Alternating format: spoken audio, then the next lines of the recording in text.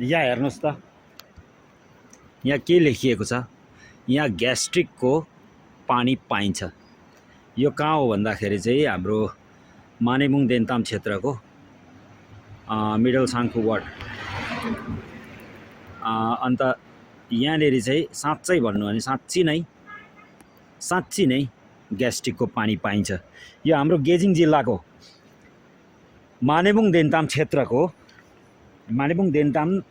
क्षेत्रभित्र पर्ने, जुन देन्ताम पुग्नुभन्दा अलिकति अगाडि यता जब सोरेङबाट तपाईँहरू आउनुहुन्छ, बर्मेक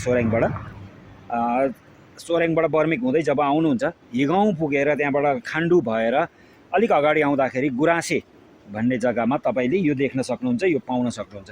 जुन पानी चाहिँ म अहिले जाँदैछु, यहाँ हेर्नुहोस्, जुन ठाउँमा म जाँदैछु यहाँनिर छ पानी चाहिँ, यहाँ हेर्नुहोस्, यो ग्यास्ट्रिकको पानी हो। यो चाहिँ यत्रो माथिको, अब यस्तो डरलाग्दो भिरभित्रबाट पलाएर निस्किन्छ यो पानी। र यो पानी पिउनका लागि धेरै टाढा टाढा मान्छेहरू,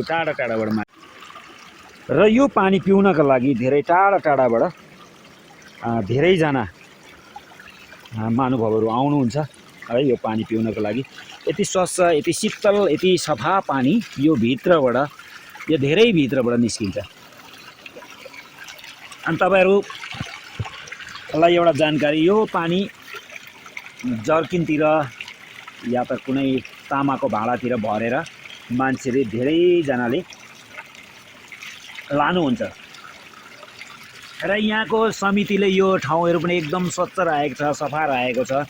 तर धेरै कतिजना चाहिँ अब आएर यहाँनिर यो पानी खाने न्युमा यो प्लास्टिकहरूको यस्तोहरू मैलाहरू नि फ्याँक्ने गर्छन्। तर तपाईँहरूलाई यो भन्न चाहन्छु कि यो मैलाहरू नफ्याँकिदिनुहोस्। यस्तो मैलाहरू फ्याँक्नले गर्दाखेरि यो प्रदूषित हुन्छ, यो प्रदूषित नहोस्। किनभने यो एउटा धेरै किसिमको बिमारलाई जाति गर्ने, जस्तै ग्यास्ट्रिकलाई जाति गर्ने भनेपछि धेरै ठुलो बिमार हो ग्यास्ट्रिक। अहिलेको प्रत्येक मान्छेको बिमार नै ग्यास्ट्रिकबाट सुरु हुन्छ।